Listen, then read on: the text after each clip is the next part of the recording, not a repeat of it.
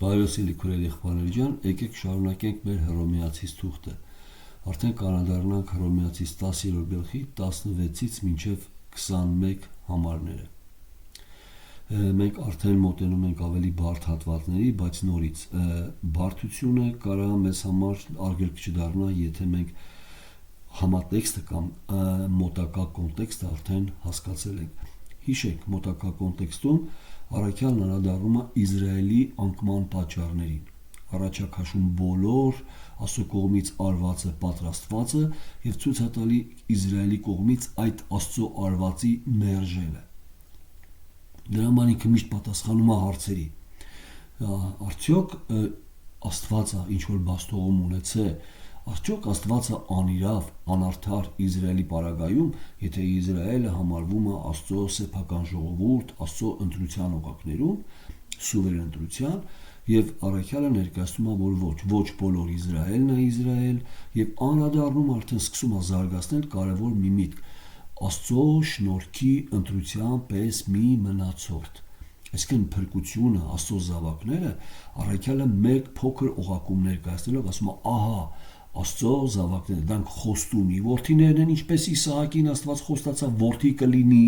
այսինքն սա Աստծո ներգործությունն է, սա Աստծո տվածն է, այդպես էլ կլինեն Աստծո որդիներ։ Եվ անդրադառնում է մեր հատվածին։ Հիմա մեր հատվածում, մեր նախորդ հատվածում մենք վերևում տեսանք, որ առաքյալը ավետարանչության հետագա կամ հետ կերպով ամեն մի բաղադրիչը ներկայացնում է, ինչպես հավատան, եթե չլսվի, ինչպես լսվի, եթե մեկը չքարոզի, ինչպես քարոզի, եթե չուղարկվի։ Այսինքն ինքը հակառակ կողմից է գալիս, սկզբում պետք էր մեկը ընտրվեր, ուղարկվեր, քարոզեր, լսվեր եւ նոր հավատքը կգար կամ փրկության սկզբունքը կլիներ։ Դա համար մեր այս ընդհանուր այս հատվածի մեջ շատ կարևոր է, որ մենք տեսնենք առաքյալը անդրադառնալով Իսրայելի անկման կարևոր պատճառին, նրանց անհավատության շատ կարևոր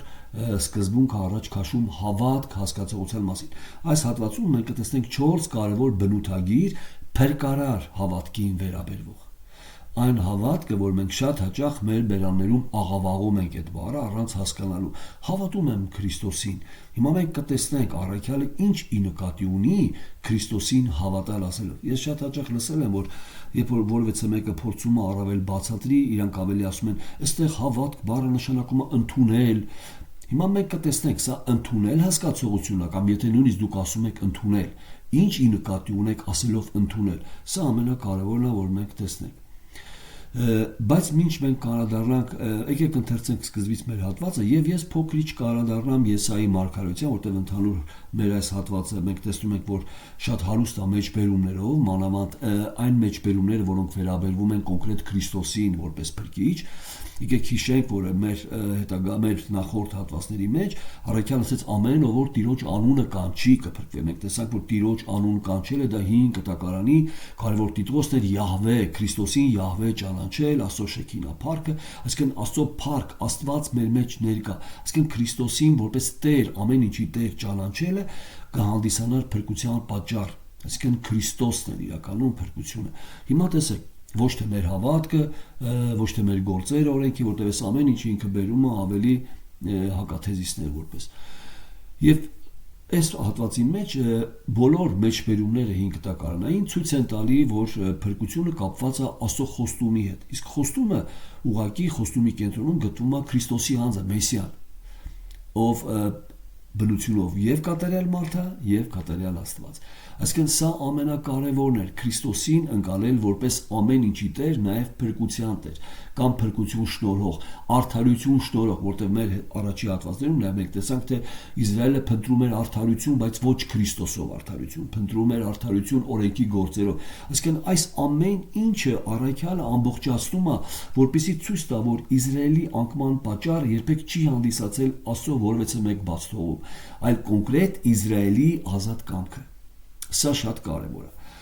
Հիմա եկեք ընթերցենք սկզբից հատվածը եւ փոքր-ինչ կանադառնանք Եսայի մարգարեության 6-րդ գլխին եւ արդեն մենք կտեսնենք այդ ինչ 4 կարևոր բնութագիրը առաքյալը խոսում փրկարար հավատքի մասին։ Եկեք ընթերցենք 16 համարից, 16-ից մինչև 21-ը։ 10-րդ գլուխ Հռոմեացիս 16-21։ Խնդրում եմ դուք էլ ուշադիր կարդացեք ամեն մեկը, որպեսզի տեսնեք առաքյալի զարգացրած միտքը։ Բայց ոչ թե համենքը հնազանդ եղան։ Ուշադիր նայեք 15 համարում ինքը այս վերջի կարելի ասել օղակն է ցույց տալի ավետարանչության 15 համարում ասում է եւ ինչպես քարոզեն եթե չուղարկվեն, ինչպես գրված է, որպես գեղեցիկ է նրանց ոտները, որ խաղաղություն են քարոզում եւ բարի բաներն ավետիք տալիս։ Եթե այդ հատվածը նայեք 5 տականում, տեսնեք նույնպես խոսքը գնում է վերջի օրերի մասին եւ խոսքը գնում է Մեսիայով փրկության մասին։ Եվ անմիջապես 16 համարում, բայց ոչ թե ամենքը հնազանդ եղան ավետարանին։ Ուշադիր նայեք, որովհետեւ Եսային նորից անդրադարձավ 5 տակարան, որովհետեւ Եսային ասում է. Տեր, ով հավատաց մեր լուրին։ Ուրեմն հավատքը լսելուցն է եւ լսելը Աստծո խոսքից բնագրի մեջ, մի քիչ հետո ես նույնպես կշեշտեմ, չի ասում լսելը Աստծո խոսքից, բնագրի մեջ, հին ձեռագրերի մեջ ասում է լսելը Քրիստոսի խոսքից կամ Քրիստոսի մասին խոսքից, բայց Քրիստոսի խոսքից։ Առավել Քրիստոսի խոսքից բառնա 5 տակարան, հին ձեռագրերում։ Ուրեմն հավատքը լսելուց է, ես կընթերցեմ արդեն բնագրի կերպով, ուրեմն հավատքը լսելուց է, լսելը Քրիստոսի խոսքից, բայց ես ասում եմ, միթե չլսեցին։ Մանավանդ որ նրանց ձայնը դուրս գնաց բոլորի երկիրը եւ նրանց խոսքը մինչեւ աշխարհի ծայրերը, բայց ասում եմ, միթե Իսրայելը չգիտաց կամ չհասկացավ։ Առաջ Մովսեսն է ասում. ես ձեզ նախանձավոր կշինեմ մի ոչինչ ժողովրդով, հեթանոսների մասին է, եւ մի անմիտ ազգով կկսկծացնեմ ձեզ, նախանձի կգրգռեմ ձեզ, կմղեմ ձեզ։ Բայց Եսային ավելի համարձակվում է Մովսեսից ավելի եւ ասում. ես գտնվեցա նրանց, որ ինձ չէին որ։ Հիշում եք մեր առաջի հատվածներում հեթանոսները չէին փնտրում արդարություն, բայց ստացան։ Բայց Եսային համարձակվում եւ ասում է, եւ սա հրեայի համար մեծ բարկություն եւ նախանձ էր։ Ոնց փրկությունը մերն է, ինչպես կարա հեթանոսը փրկվի։ Տեսնում եք, եւ Աստված ասում է Եսայի միջով, ես ձեզ կգրգռեմ այդ մի ոչինչ ժողովրդով, իմ ժողովուրդը չեղածով ձեզ կգրգռեմ, բայց Եսային ավելի համարձակվում ասում է, եւ ես գտնվեցա նրանց, որ ինձ չէին որոնում, հայտնի եղա նրանց, որ ինձ համար չէին հարցնում։ Տեսեք ինչ բառեր ասում։ Ինքը այսպես նկարագրում է հեթանոսներին. չէին փնտրում, իմ մասին չէին հարցնում, հետաքրքրված չէին, իսկ հրեաները անդադար փնտրում էին, բայց սխալ ճանապարհով։ Ուշադիր նայեք, նրանք հավատում էին օրենքի գործերով փրկության, իսկ իրական փրկվողը հավատաց այն քարին, որը գայթակղության վեմն է, Հիսուս Քրիստոսին, որով արդարություն եկավ նրա կյանք։ Այսինքն չփնտրողը Աստծուց ստացավ, փնտրողը չստացավ, որովհետև սխալ ճանապարհով փնտրեց, սխալ ճանապարհի մեջ փնտրեց, սխալ արդարություն փնտրեց։ Հիմա, բայց Իսրայելին ասում է, այսինքն եթե 20 համարը նայեք, խոսում է հեթանոսների մասին, ուշադիր նայեք ինչ ասում նորից, բայց Եսային ավելի համարձակվում ասում է, ես գտնվեցա նրանց, որ ինձ չէին որում, ես գտնվեցա կամ ես իմ անձը հայտնի արեցի նրանց, գտնվեցա, եթե մեկը չի փնտրում, ինչպես իդի գտնի, ուրեմն այդ ինչ որ չի փնտրում, այդ ինքն է իր անձը բերում առաջ, ես գտնվեցա նրանց, որ ինձ չէին որոնում, հայտնի եղա նրանց, որ ինձ համար չէին հարցնում։ Այսինքն ես իմ անձը գտնվել տվեցի, ես իմ անձը նրանց հայտնեցի։ Ես ամբողջ շեշտը դրված Աստծո վրա։ Իսկ Իսրայելի մասին հետևից ասում, բայց Իսրայելին ասում է. բոլոր օրը իմ ձեռքերը մեկնեցի դեպի մի անհնազանդ եւ հակառակող ժողովուրդ։ Մեր հատվածում մեր առաջի կարևոր բաղադրիչը հավատքի բնութագիր կտեսնեք նաեւ հավատք եւ հնազանդություն հոմանիշները։ Մեր հատվածում հնազանդություն բառը հանդիսանում է որոշակի առումով բանալի, որը նկարագրում է անհավատությունը։ Այսինքն հավատքը արտահայտվելու է հնազանդությունով։ Սենես հնազանդություն նշանակում է Աստծո կամքը կատարել, նշանակում է ոչ թե լսել, համաձայնել եւ ամեն ասել, այլ հնազանդվել նշանակում է կատարել։ Այսինքն մենք այսօր այս հատվածի մեջ կտեսնենք ինչ է նշանակում հավատալ, այդ ինչ է փրկարար հավատքի առաջի կարևոր բնութագիրը, այն հավատքն է, որը նշանակում է հնազանդվել լսածին։ Հիմա եկեք անդրադառնանք Եսայի 6-րդ գլխին եւ ես մի կարևոր բան ցույց տամ եւ նորից արդեն վերադառնանք մեր հատվածին եւ սկսենք արդեն առաջի բնութագրի մասին խոսենք փրկարար հավատքի։ Եսայի 6-րդ գլխը երևի ավելի ձեզ ծանոթ է, որովհետև այդտեղ ինչպես է Եսային հանդիպում Աստծո փառքին եւ Աստծո փառքը տեսնելուց է, որ եւ իմիջիալոց Հիսուս Քրիստոսը այս հատվածը շատ մեջբերում է, օրինակ Հովհաննես 12-րդ գլխում է խոսում, Եսային խոսեց, որտեղ նրա փառքը տեսավ, այսինքն ամեն դեպքում Եսային երբ որ տեսնում է Աստծո փառքը, ամենաառաջինը, որ ինքը տեսնում է, իր վիճակն է տեսնում Աստծո առաջ։ Այսինքն Աստծո փառքը որպես հակաթեզիս ցույց է տալի, թե ով է Եսային։ Եսային, ով համարվում է Իսրայելում մարգարե, Աստծո ներկայացուցիչ, Աստծո արժեքային համակարգի մեջ եղողանց, ինքը ասում է, ես ապրում եմ պիղծ շրթունքներով ժողովրդի մեջ եւ պիղծ շրթունքներով մարդ եմ ես կործանվում եմ, այսինքն տեսնելով Աստծո փառքը ինքը անմիջապես ընկալում է ով է ինքը իր կարգավիճակ իրականում որպես մարդ։ Եվ հետագա հատվածներում, երբ որ ունելիով կամ զոհասեղանից վերցրած կրակը կպնում է նրա շուրթերին, իհարկե հրեշտակը, եւ այդտեղ նրա մեղքը քավվում է, հարցը հնչում Աստծո կողմից, եւ ես կընթերցեմ 8 համարից, այդտեղ Եսային ակնկալում է, որ ինքը պետք է Աստծո խոսքը տանի ժողովրդին, եւ ժողովուրդը պիտի փրկվի։ Ուշադրի նայեք Եսայի ընկալումը նորից, սա շատ կարևոր է։ Հիշեք, ինչի մասին է խոսում արդեն զարգացնում առաքյալը 8-րդ գլխից մինչև մեր 10-րդ գլխի այս հատվածը։ Հիշեք, մենք անդրադարձանք փրկության անխախտելի ոսկյա շղթային, հիշում եք, ում որ ընտրեց, նրանց կանչեց, ում որ կանչեց, նրանց նախասահմանեց իր որդու պատկերի նման լինելու, որ նախասահմանեց, կանչեց, ում որ կանչեց, արդարացրեց, ում որ արդարացրեց, նաև փառավորել արա։ Եվ հիմա ինքն անդրադառնում է, որ սա այդ Աստծո որդիներն են, այդ նեղ օղակում, այսինքն Աստծո շնորհքի սուվերեն ընտրության պես, շնորհքի ընտրության պես մի մնացորդ։ Հիմա այս հատվածում Եսային չգիտի այդ մնացորդի մասին։ Եսային ակնկալում է, որ ամբողջ Իսրայելը պիտի փրկվի, քանի որ Աստված ուղարկում է նրան Իսրայելի համար լուրը տարածելու։ Դրա համար մեր հատվածում ասում է, ով հավատաց մեր լուրին, կամ մեկ այդտեղ ասում է, Տիրոջ բազուկը կամ Տիրոջ ներգործությունը ում կյանքի եկավ, Տիրոջ բազուկը ում հայտնվեց, ով Տիրոջ ձեռը կպավ, ում կպավ Տիրոջ ձեռը, ում կենթանացրեց Տերը։ Հիմա տեսեք, ով հավատաց մեր լուրին եւ մեկ այլ հատված, մենք ոչ բոլոր Իսրայելը հնազանդվեց։ Եվ հետո հարցը տալի, իսկ Եսային ասում է, ով հավատաց մեր լուրին։ Այսինքն այստեղ խոսքը վերաբերում է, որ ոչ բոլոր Իսրայելն է փրկվում, այլ խոսքը վերաբերում է մնացորդի մասին։ Առաքյալ այդ մնացորդի թեման զարգացնելու է նաեւ մինչեւ 11-րդ գլուխ։ Այսինքն ինքը անդրադառնում է 9-րդ գլխում այդ մնացորդին եւ անդրադառնում արդեն 11-րդ գլխում ավելի խորը այդ շնորհքի դրությամբ պես մնացորդի մասին խորհուրդը ավելի ցույց տալու փրկության ընդհանուր ծրագիրը Աստծո։ Եվ հիմա տեսեք 8 համարում, քանի որ Եսային ակնկալում է, որ արդեն պիտի գնա եւ քարոզի լուրը Մեսիայի մասին, ուշադրին եք, եւ ես լսեցի Տիրոջ ձայնը, որ ասում էր, որին ուղարկեմ, եւ ով կգնա մեզ համար։ Եվ ես ասեցի, հա ես, ինձ ուղարկի։ Եվ նա ասեց, գնա, ուշադրի լսեք Աստծո խոսքերը։ Եվ նա ասեց, գնա եւ ասիր այս ժողովրդին, լսելով կլսեք, հիշում եք մեր հատվածում, ինչպես հավատան, եթե չլսեցին, ինչպես լսեն, եթե քարոզող չլինի, ինչպես քարոզեն, եթե չուղարկվեն։ Հիմա Եսային ուղարկվում է, ուշադրին եք, սա նույն սկզբունքով, հերթականությունով Աստված ցույց է տալի ինչ է կատարվում անհավատների հետ։ Եվ նա ասեց, գնա եւ ասիր այս ժողովրդին, լսելով կլսեք, ուշադրին եք բառը, բայց չեք հասկանա։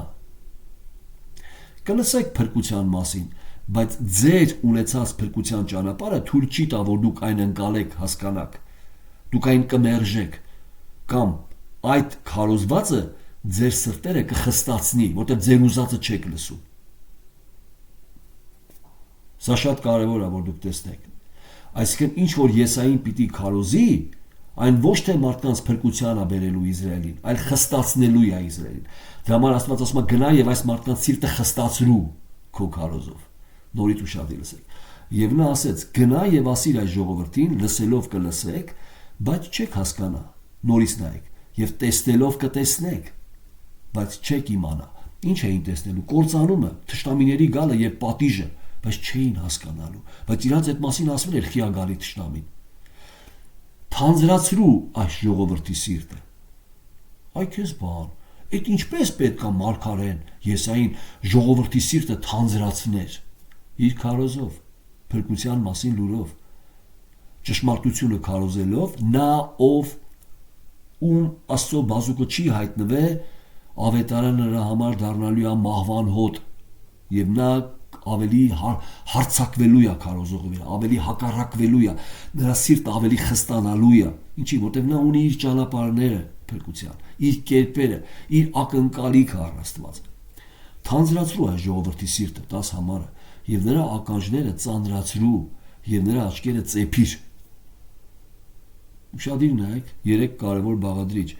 որը փակում է մարդու համար փրկության լուրը։ Տեսեք, թանձրացրու այս ժողովրդի սիրտը, հասկացողությունը լեմնա, սիրտը նշանակում է հասկացողություն, ռազումենիա։ Նրա ականջները ծանրացրու, նրա լսելիքը ընկալելը եւ նրա աչքերը ծեփի։ Հոգեվոր աչքերը, ֆիզիկական աչքերը տեսնի եւ չհասկանա։ Ինչի, որ չտեսնե աչքերով եւ ականջներով չլսե, որ սիրտն իմանար, ցեք նույնպես ինքը խիազմ արեց։ Գնաց սիրտ, գնաց աչքեր, գնաց ականջ, հիմա նորից հակառակն անում, աչքեր, ականջ, սիրտ։ Որ սիրտն իմանար, որ դարձի գար եւ բժշկվեր։ Եվ ես ասեցի, մինչև երբ Տեր, մինչև երբ այսպես կմերժեն ինձ։ Կխստանան։ Եվ ես ասեցի, մինչև երբ Տեր, Տերիմ, եւ նա ասեց, մինչև որ, ուշադիր նայեք, տեսեք, ինչին է տանում Աստված սկզբունքը փրկության։ Մինչև որ ամայանա քաղաքները բնակիչ չլինելով եւ տուները մարդ չունենալով եւ երկիրը, խոստացյալ երկիրը ավերված լինելով անապատ դառնա։ Այսինքն, մինչև թշնամին գա, բոլորին քշի գերության, ոմանց է սպանի։ Հիմա ուշադիր նայեք։ Եվ եթե նրանում այդ քաղաքում, այդ երկրում, եւ եթե նրանում դեռ մի 10-րդ մաս լինի, հələ մի 10-րդ չափ մնա, նա էլ դարձյալ ավերակ դառնա, էդ էլ կկործանվի եւ հետեւից ցույց տալի ով կփրկվի։ Ինչպես որ բևեկնին ու կաղնին, որ կտրելիս մի բուն է լինում, մի փոքր բուն լինում նրանցում, նույնպես այն սուրբ սերունդն է նրա բունը։ Շնորհքի մնացորդ այդ փրկությունը, այդ սուրբ սերունդը, զատված սերունդը, քադոշ, այդ զատված սերունդը, ինչպես այդ ծառը կտրեցի, ամբողջ ծառը պատկերացեք, եւ մի փոքր, այսպես փոքրիկ կոճղ, այսինքն մի 2 սանտիմետր կոճղ մնաց։ Ասում է այդ դա է փրկվողը, այդ մնացորդը։ Ինչի է սա կարդացի, որպեսզի մենք հասկանանք, որ Աստված բոլոր բաղադրիչները կատարել է Իսրայելի համար, բայց ցույց է տալի, որ այդ լուրը, որը Մեսիայի մասին է, ոչ թե նրանց կբերի փրկության, այդ լուրը նրանց սրտերը կթանձրացնի, կխստացնի նրանց։ Հիմա եկեք անդրադառնանք մեր հատվածին։ Առաջի Աստծո փրկարար հավատքի բնութագիրը մենք տեսնում ենք 16 համարում, եկեք նորից ընթերցենք 16 համարը։ Բայց ոչ թե ամենքը հնազանդ եղան ավետարանին եւ անմիջապես ասում է մեկ համարի մեջ Եսայի մեջ բերումը, որտեվ Եսային ասում է Տեր, ով հավատաց մեր լուրին, ուշադիր նայեք, հնազանդվելը եւ հավատալը, այսինքն, բայց ոչ թե ամենքը հնազանդ եղան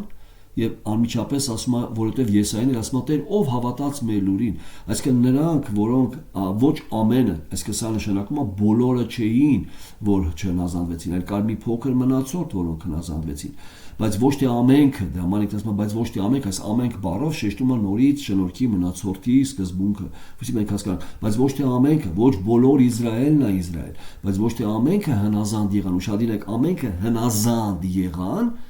ավետարանին, որովհետև Եսային ասում է Տեր, ով հավատաց մեր լուրին, այսինքն նրանք, որոնք հնազանդվեցին, այն նրանք էլ համարվեցին հավատացողները։ Առաքյալը այս հատվածում ցույց է տալի հավատքի արտահայտությունը հնազանդությունով։ Այսինքն եթե չկա հնազանդություն, այսինքն չկա ասացի կատարողական, նշանակում է գոյություն չունի հավատք։ Տեսեք, մենք շատ հաճախ ասում ենք, դե հավատքը եւ հավատքը, երբ որ մենք լսում ենք եւ ասում ենք ամեն, հավատում ենք, չէ։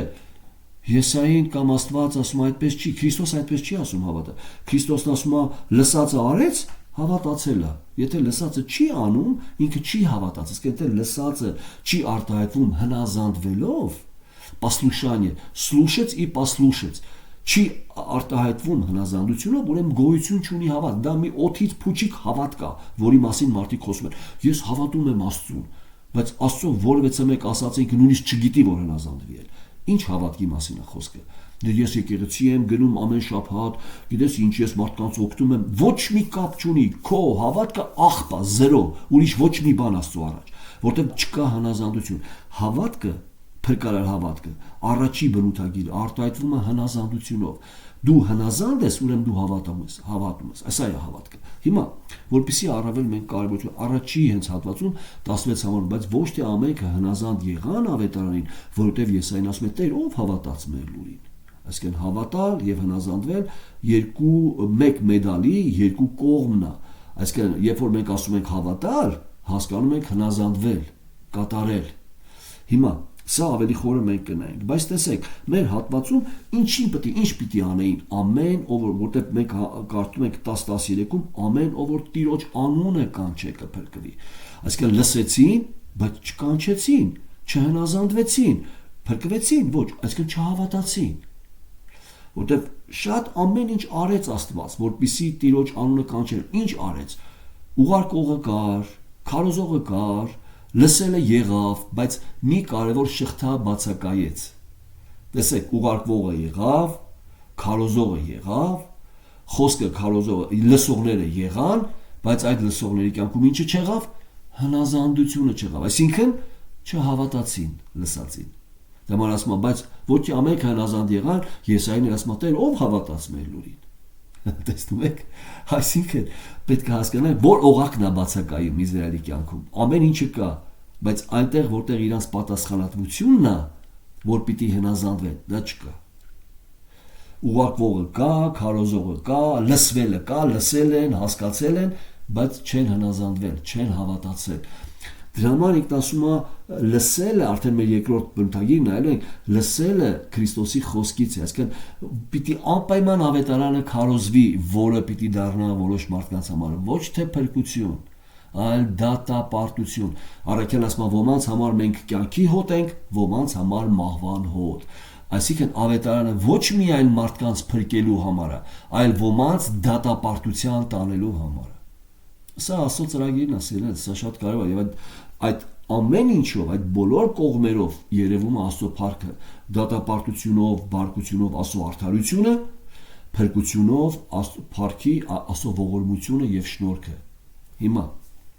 Ուսի հասկանանք ավելի խորը, եկեք մեր հատված ավելի պարզ տեսնենք։ Ուրեմն, երբ որ մենք ընթերցեցինք 16-ից 21-ում, առաքյալն անդրադառնում է արդեն Իսրայելի կարևոր անկման պատճառին եւ ցույց է տալի, այսինքն զարգացնում այս մնացորդի մասին լուրը։ Սա ամենակարևորն է, որ ուզում եմ տեսնել։ Ուրեմն, առաջի բնութագիրը փրկարար հավատքը արտահայտվում է հնազանդությունով։ Ուրեմն մեր հատվածի մեջ առաքյալն անդրադառնում է Իսրայելի կարևոր սկզբունքին, մերժելու ամենակարևոր հատվածին, այսինքն նրանց պատասխանատվության մեջ անհնազանդության, որով շեշտակի անում Եսայի մարգարեի խոսքը, որ չհավատացին մեր լուրին։ Այսինքն ինչից մենք գիտենք, որ Իսրայելը չհավատաց։ Ինչն է մեզ ցույց տալի, որ Իսրայելը չհավատաց։ Իսրայելը չհնազանդվեց։ Իսկ եթե դուք մեկի կյանքում տեսնում եք անհնազանդություն, մեղքի դեմ պայքար չկա, մեղքի ճանաչողություն չկա, այսինքն ինչ եք դուք տեսնում։ Աստծո խոսքի հանդեպ ինչ անհնազանդություն։ Հիմա հարց եմ տես դալից. ինչ չկա այդ մարդու կյանքում։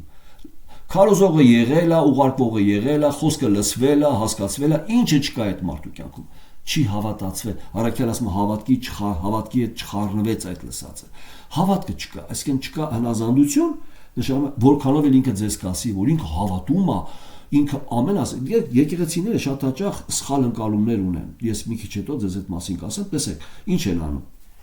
Եկեղեցիները մտածում են, որ ընդհանրապես հավատքը դա նա է, երբ որ անձը լսեց, հասկացավ եւ համաձայնվեց, ասեց ամեն, համաձայն եմ, դա ճիշտ է։ Սա ասում են անձը հավատաց։ Ոչ, ելներս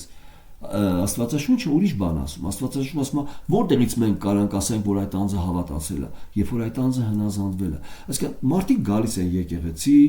լսածին ամեն են ասում, հոգևոր բառերով երգում են, հոգևոր բառերով աղոթքներ են անում, բայց իրանց կյանքում մեղքի դեմ պայքար չկա։ Հետո թողում գնում են եկեղեցուց, մենք ասում ենք, վայ, անձը փրկությունը կորցրեց։ Այսինքն այդ անձը հավատացել էր, հիմա դառավ անհավատ։ Ոչ, այդ անձը չի հավատացել։ Ինչի, որտեղ նրա կյանքում հնազանդություն չի եղել, մեղքի դեմ պայքար չի եղել, մեղքի ճանաչողություն չի եղել, սրբացման ընթացք չի եղել, այդ անձի կյանքում Քրիստոսին նմանվելու process չի եղել։ Ուրեմն ինչը չի եղել։ Խոսքի հանդեպ հավատքը չի եղել։ Ինչից գիտենք, որտեղ հնազանդություն չկա, կատարողական չի եղել։ Սա նշանակում է հավատք չի եղել։ Այսինքն դրա համար հավատքին վերագրել, որ անձը լսածին ասեց ամեն, հավատաց սխալվում եք։ Աստվածաշունչը այդպիսի հավատքի մասին չի խոսում։ Հետաքրքիր է, որ Պողոս Առաքյալի ունգնդրի համար սա շատ հասանելի է, մեզ համար է մի քիչ, որովհետև տեսեք, երբ որ Քրիստոսը կամ ավետարանիչները որ օգտագործում են ամենը որ Քրիստոսին ընդունեց, չէ՞, մենք հասկանում ենք, դա համար ես մի քիչ առաջ շեշտեցի, ինչ նշանակում ընդունել։ Ընդունել նշանակում է հնազանդվել սենես։ Ընդունել չի նշանակում այդ խոսքը լսել եւ ասել ամեն, համաձայնվել։ Մենք այդպես ենք հասկանում, այդպես չի ասում ավետարանը։ Հիմա տեսեք, սրա համար ամեն անգամ պետք է անցալենք, որ առաջի դարի, այսինքն կարևոր է պատմական կոնտեքստում տեսնենք այդ բառերը, պատմական կոնտեքստ նշանակում է նաև ունկնդրի ընկալում, ունկնդրի աստվածճանաչության կամ աստվածհայտության չափաբաժին եւ տվյալ մշակույթի ներգործություն, ազդեցություն այդ անձին, այսինքն այդ մշակույթի մեջ ինչ էին հասկանում ընդունել ասելով հասկանում էին կատարել, հնազանդվել, послушание, ոչ միայն слушать, նաև послушание, այսինքն հնազանդություն։ Դրա համար Առաքյալը միշտ կտեսնեք, ինքը երբ որ խոսում է հավատ, ասում է դուք սրտանց հնազանդվեցիք այն լուրին, որ ասեք, ինչ նշանակում հնազանդվեցիք, այսինքն հավատացիք այդ լուրին, սրտանց հնազանդվեցիք, սա նշանակում է սրտանց հավատացիք։ Տեսեք Հռոմեացիս 6-րդ գլխում, այսինքն ամեն անգամ կտեսնեք, եթե մենք սա չգիտենք, չենք ընկալի ինչ հավատքի մասին է խոսքը։ Մենք ասենք դե հավատքը մարդուց է, ամեն մարդ ունի հավատք, այս մարդիկ չհավատացին, ոչ իրական հավատքը, որը ակնկալ, որը բերում է մարդու կյանքում հնազանդություն, դա Աստծո շնորհքի պարգևն է տրված մարդուն։ Մենք հետո անդրադառնալու ենք սրա որոշակյանը, եւ սա արտադրվում է Աստծո խոսքը լսելուց։ Ուրիշ կերպ չի արտադրվում, ուրիշ կերպ չկա։ Եթե դուք ուրիշ բաներից խոսակ հրաշքներ անեք այդ մարդու մոտ, ինքը չի հավատալու։ Միայն խոսքը Քրիստոսի մասին պիտի քարոզվի, որտեղ հավատքը Քրիստոսի մասին լսելուց է, Քրիստոսի խոսքից է։ Լավ, դա երկրորդն ենք մենք նայելու։ Բայց հիմա գանք կարևոր մի սկզբունքի։ Ինչ է հասկանում առաջի ունկնդիրը։ Եբրայական ընկալումով էմունա բառը, որը նշանակում է հավատալ, այն նաև միևնույն ժամանակ նշանակում է հավատարիմ լինել։ Մեր մոտ էլ է մի քիչ մոտիկ, օրինակ հավատալ, հավատարիմ, հավատալ, հավատք, հավատարմություն։ Հավատարմություն բառը չի նշանակում ասել ամեն։ Հավատարմությունը չի նշանակում դա ընկալել եւ ասել այո ես լսել եմ, այլ հավատարիմ նշանակում այդ ասածը կատարել, հավատարիմ մնալ լսածին, անել այն։ Իսկ եթե մեկը ձեզ գնացեք սա բերեք, դուք ասեք, այո, բայց չգնաք, որովհետեւ հավատարմություն չկա։ Հավատարմություն է, որ նրա ասածը գնաք եւ անեք։ Հավատարիմ եղաք նրա ասածին։ Այսինքն էմունա բառը եբրայական հասկացողությունով ոչ միայն նշանակում էր հավատալ, այլ հավատարմություն, եւ սա առաջի դարի, այսինքն հրեա ունկնդրի ընկալումն էր, որը մենք չունենք։ Կամ նաեւ նոր կտականում մենք տեսնում ենք նաեւ պեյտո բառը, որ օգտագործում են առաքյալները։ Գիտեք ինչ է նշանակում։ Պեյտո եւ նշանակում է հավատալ, եւ նշանակում է հնազանդվել։ Միևնույն բառը, միևնույն նշանակությունի պեյտո, հնազանդվել։ Եվ դա համար առաքյալը սա շատ հաճախ օգտագործում է։ Օրինակ տեսեք, հենց մեր Հռոմեացիս առաջի գլխում առաքյալն այս բառը օգտագործում է։ Տեսեք Պողոս առաքյալը ցույց է տալի իր պաշտոնի կատարման բուն նպատակը 5 համար Հռոմեացիս առաջ գլխի, որովհետև ընդունեցինք շնորհք եւ առաքելություն հավատքի հնազանդության համար ամեն ազգերի մեջ նրա անունի համար։ Նորից ինչ ենք տեսնում։ Քրիստոսի անունի համար ինչ ենք տեսնում։ Հավատքի հնազանդության համար բոլոր ազգերի մեջ, այսինքն ոչ թե բոլոր ազգերին քարոզում էր, որ նրանք ասեն մենք հավատացինք, այլ քարոզում էր, որպեսզի հնազանդվեն այդ խոսքին, կատարեն այդ խոսքը։ Սա կլիներ հավատք, այսինքն հավատքի հնազանդության։ Նույն բառը ինքը երկուսն իրար հետ արդեն օգտագործում, որովհետև ընդունեցինք շնորհք եւ առաքելություն հավատքի հնազանդության համար ամեն ազգերի մեջ նրա անունի համար, որպեսզի հավատքի հնազանդություն լինի նրա անունով, որպես փրկության կարևոր միջոց։ Սա կարևոր է, այսինքն հենց Պողոս առաքյալը իր թղթի հենց սկզբում է այս մասին արդեն ասում հավատքի հնազանդություն, այսինքն հավատք բառը ասել չի ես սրտումս հավատում եմ Քրիստոսին։ Առաքյալը հիշում եք, որ ասեց սրտում հավատում ենք հարության, հետո ասեց դավանում ենք անպայման, այսինքն այն արտահայտվում է դավանում ենք Քրիստոսին որպես Տեր, ինչ է նշանակում Քրիստոսին Տեր դավանել, նշանակում է Քրիստոսի համար ծառայություն սկսել կատարել, ծառայել Քրիստոսին։ Տեր նշանակում է դու նրա ճորտն ես քեզ համարում, եւ եթե ես մեկին գամ ասեմ ես քո ծառան եմ, բայց նրա ասածը չանեմ, դուք կհավատաք, որ ես նրա ծառան եմ, ոչ, կամ կհավատաք, որ նա իմ Տերն է, ոչ, որտեվ ես չեմ անում նրա ասածը։ Այսինքն հնազանդվել, դա ասում է հավատքի հնազանդության համար բոլոր ազգերի մեջ նրա անունի համար։ Այսինքն բոլոր ազգերը ոչ միայն լսեն Քրիստոսի մասին լուրը, մենք ասում առաքյալը մենք քարոզում ենք, որպիսի նրանք հնազանդվեն կամ կատարեն այդ ամենը, այսինքն Քրիստոսի մասին ճշմարտությունը լսեն եւ կատարեն։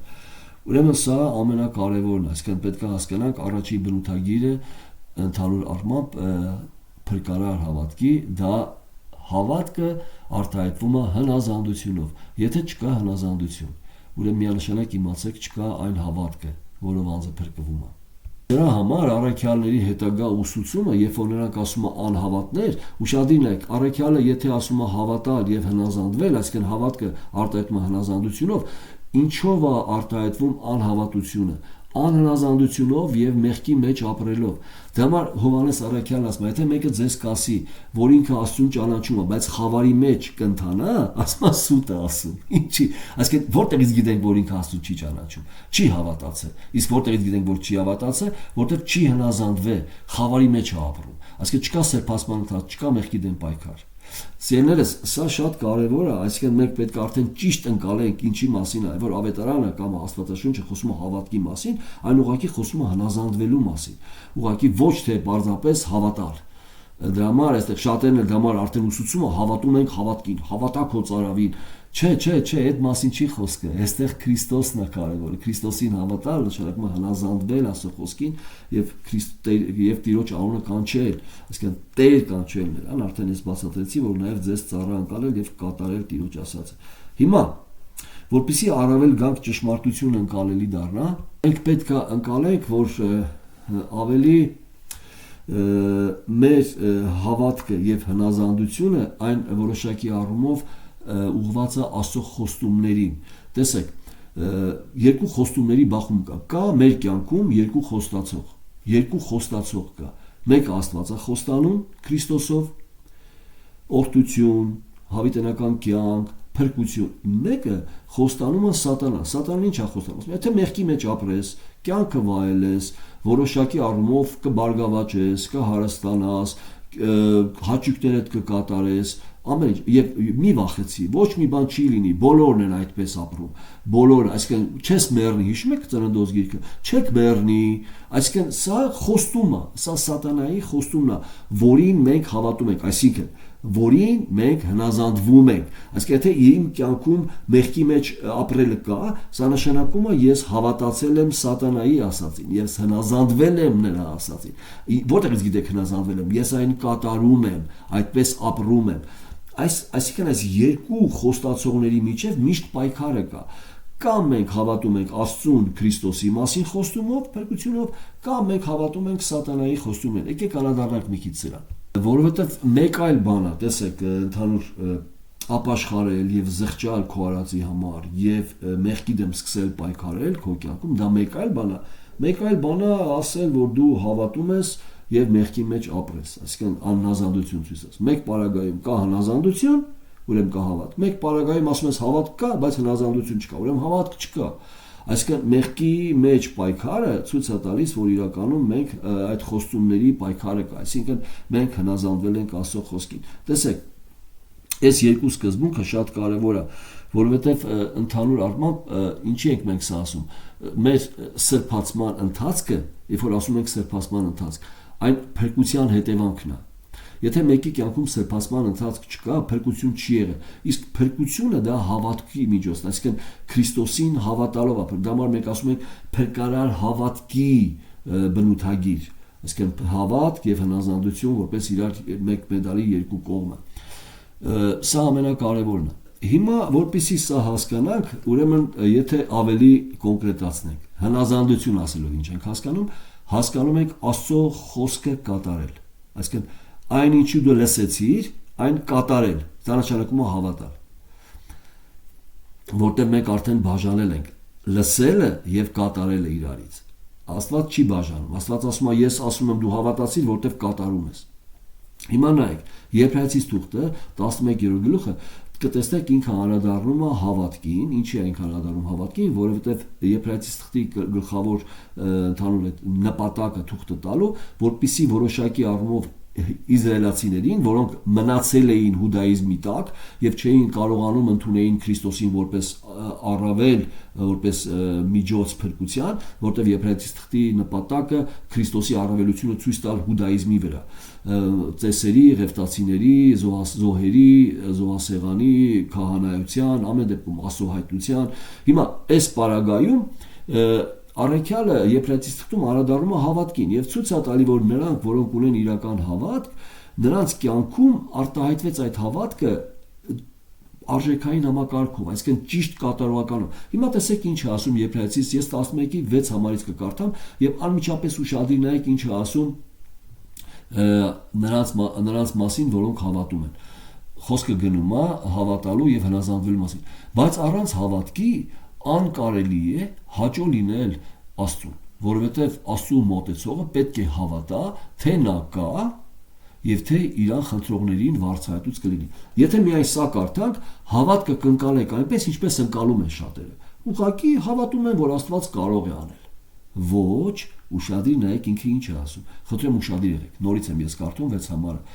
Բայց առանց հավատքի անկարելի է հաճո լինել, այսինքն որևէ մեկը առանց հավատքի, ինչ որ դու անում ես, ոչ չես կարող ասում հաճելին, եթե հավատը չկա, բայց ինչի մասին է հավատքը, որովհետև Աստծուն մոտեցողը պետք է հավատա, ինչ հավատա, թե նա կա եւ թե իրեն խնդրողներին վարձահատույց կլինի, այսինքն դուք հավատում եք, որ կենթանի Աստված կա եւ նրա ասածը լսեցիք։ Հիմա հետևից ուշադիր նայեք։ Հավատքով Նոյը պատգամ առնելով կամ իր լսածը հավատքով դեռ չերևացած բաների համար երկյուղած լինելով շինեց տապանը իր տան փրկության համար։ Ինչ արեց? Շինեց։ Ինչ կա? Գործ արեց։ Աստծո ասածը արեց։ Այսինքն հավատքով լսածը որտեղ եք տեսնում, որ հավատքով լսեց? Շինեց։ Տեսնում եք? Հիշում եք Հիսուս Քրիստոսի խոսքերը, երբ որ Մատթեոս 5-րդ գլխում, երբ որ ինքը խոսում է, կամ 7-րդ գլխում, երբ որ խոսում է։ Հիշում եք ինքն ինչ է ասում, եթե իմ այս ասածները չկատարեք, այսինքն իմ այս ասածները, այսինքն ոչ թե Աստծո օրենքի ընկալումներ, օրենքի ծեսերը կատարելը, այլ Քրիստոսի ասածը։ Հիշում եք, ասած երկու տուն շինող, մեկը ավազի վրա, մեկը ժայռի վրա։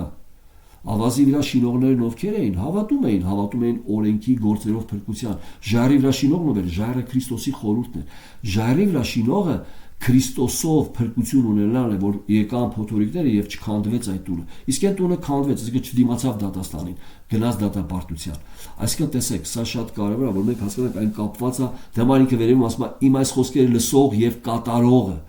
Շատեր ինձ կասեն, Տեր, չէ որ քանով սարի, ես ասում եմ, ես ձեզ չեմ ընտրել, չեմ ճանաչել, բայց այսինքն հերու գնացեք ամեն, որ դուք իմ հոր խոսքը չեք կատարում կամ չեք կատարում իմ խոսքերը։ Ուշադիր եք, եկեք կանադառնանք այդ հատվածին։ Ուշադիր եք 7 համարը, 7-րդ գլխի 21 համարը։ Ոչ թե ամեն ինձ Տեր ասողը կմտնի երկինք։ Տեր, այսինքն Հիսուսին Յահվե ասողը կմտնի երկինք, արքայություն, այլ նա, որ ուշադիր եք բառը, որ կատարում է իմ հոր կամքը, որ երկնում է։ Հոր կամքը ո՞րն էր? Քրիստոսին հնազանդվելը, Քրիստոսին Տեր ընդունելը։ Ո՞րն էր հոր կամքը? Իմ հոր կամքը, որ երկնքում է։ Շատ է, ի՞նչն է Հիսուսը ասեց հորս գործերը, ասեցին ո՞րն է այդ հոր գործերը։ Հիսուս ասեց գործերը հորն է, որ հավատաք նրան, որին ուղարկել է։ Սա շատ կարևոր հասկանալ, որ խոսքը գնում է Քրիստոսի մասին եւ Քրիստոսի արդարություն ունենալու մասին։ Շատերը կասեն ինձ այնօր, Տեր, չէ որ քո անունով մարգարեացան, քո անունով դևեր հանեցինք եւ քո անունով շատ զորություններ գործեցինք, եւ ես այն ժամանակ կասեմ նրան, թե երբեք ձեզ չեմ ճանաչել։ Հիշում եք, նրանց որ ճանաչեց, նրանց էլ կանչեց, այսինքն ճանաչել, այստեղ ընդու յադա բառն է եբրայերեն, հասկացողությունով ընտրություն։ Ես ձեզ երբեք չեմ ճանաչել, ձեր հետ մտերիմ հարաբերություն չեմ ունեցել, այսինքն ես ձեզ չեմ ընտրել։ Ուղղակի սա այս սկզբունքն է, որ մենք հասկանանք։ Սիրելիներ, սա կարևոր է։ Ինձանից դեն գնացեք ով աներունություն գործողներ։ Տեսնում եք, նրանք ասում են, չէ որ մենք հավատացինք քո անունով սարից, չէ դուք աներունություն եք գործում, դուք չեք հավատացել ինձ։ Հիմա սա կարևոր է։ Հետագայում, եթե դուք շարունակեք Եբրայեցիս 11:6-ից կարդաք, ասենք Նոյը շինեց, հետո անդրադառնում հավատքով Աբրահամը, երբ որ կանչվեցավ, հնազանդ եղավ, տեսնում եք, հնազանդ եղավ դուրս գնալու այնտեղ, որ ժառանգության համար ստանալու էր։ Այսինքն հնազանդը որտեղից եք տեսնում, որ Աբրահամը հավատաց Աստծուն, դուրս եկավ իր հոր տնից, իր մշակույթից, իր Աստված պաշտությունից, դուրս եկավ եւ գնաց այնտեղ, որտեղ Աստված է տանում։ Այսինքն հնազանդություն բառը միշտ կտեսնեք, հավատալ, հնազանդվել։ Այսինքն եթե չկա հնազանդություն, ցույց է տալիս, որ չկա հավատ։ Այսինքն հավատք նշանակում է հնազանդվել։ Սա շատ կարևոր է։ Սա մեր առաջի բնութագիրը փրկության փրկարար հավատքի, որ մենք հասկանանք, որտեղ շատ անգամ մենք հավատք հասկանում ենք, երբ որ ինչ որ մեկը լսեց եւ ամեն ասեց կամ լավ ոչ միայն լսեց, այլ նաեւ հասկացավ, եթե ասեք բացատրի, կբացատրի ինչ ասեցիք եւ ասում այո, համաձայն եմ, ամեն։ Բայց ուրիշ ոչ մի բան, մեղքի պայքար չկա նրա կյանքում, այսինքն ինչ չկա, չհավատաց։ Լսեց, ամեն ասեց, վերջ։ Դա հավատք չի։ Սա առաջի բնութագիրը, որ հասկանանք հավատքի արտահայտությունը հնազանդությունով։ Ժամանակը բավարար անցավ, մենք երկրորդ բնութագիրը փրկարար հավատքի, մենք կառաջանանք բնութագիրը, սա է հավատքը հետևանքն է լսածի, իսկ լսածը Քրիստոսի խոսքից։ Տեսեք, շատ կարևոր է մենք կառաջանանք սրան, որովհետև տեսեք, մենք երբեք եկեղեցին երբեք չի քարոզում ապաշխարություն, եկեղեցին չի քարոզում փրկություն, եկեղեցին չի քարոզում սրբություն, եկեղեցին չի քարոզում աստվածպաշտություն, եկեղեցին չի քարոզում հավատք, եկեղեցին չի քարոզում եկեղեցին Քրիստոսի քարոզում է խաչյալ եւ հարուցյալ Հիսուս Քրիստոսը։ Մենք չենք քարոզում փրկություն սերերս։ Մենք չենք քարոզում ապաշխարություն։ Մենք քարոզում ենք խաչյալ եւ հարուցյալ Քրիստոսը։ Խաչյալ եւ հարուցյալ Քրիստոսի սկզբունքի մեջ նաեւ հենց հնչում է փրկության քարոզը, հնչում է ապաշխարության քարոզը Քրիստոսի։ Այսինքն մենք չենք քարոզում ապաշխարություն։ Իսլամն էլ է քարոզում ապաշխարություն, բուդդիզմն էլ է քարոզում ապաշխարություն, իսլամն էլ է քարոզում հավատք, բուդդիզմն էլ է քարոզում հավատք։ Դրա համար մենք քարոզում ենք խաչյալ Քրիստոս։ Ուշադիր եղեք սրան։ Մենք ոչ մի բան չենք քարոզում եւ իմիջիալոց Քրիստոսի քարոզով մենք չենք մարդկանց մղում ապաշխարության։ Մարդկանց ապաշխարության մղողը մենք լուրը փոխանցողներն ենք, ապաշխարության մղողը Աստծո հոգին է։ Այն հոգին, որ այդ խոսքը տվել է, մենք ուղղակի փոխանցում ենք հոգու տված խոսքը, հոգին իր տված խոսքով ներգործում է մարդկանց սրտերում եւ մարդկանց մղում է ապաշխարության։ Սա մեր գործը չի։ Այսինքն արհեստական պետք չի մարդկանց զգացմունքների վրա ազդենք, որ նրանց ապաշխարության մղ։ Մի արեք դա։ Սուրբ հոգուն մի օգնեք։ Սուրբ ոգին գիտի ինչպես մարդկանց սրտերը ցույց։ Ուղղակի խոսքը ճշմարտությամբ փոխանցեք, առանց ծռելու։ Սա շատ կարևոր է։ Կանադառնանք արդեն մեր երկրորդ հատկության բնութագրին հավատքի պարագայում, այսինքն հավատքը հետևանքն է լսելու։ Իսկ ինչ պետք է լսեն, Քրիստոսից պիտի լսեն։ Տերը ձեզ օրհնի փառքի համար։ Ամեն։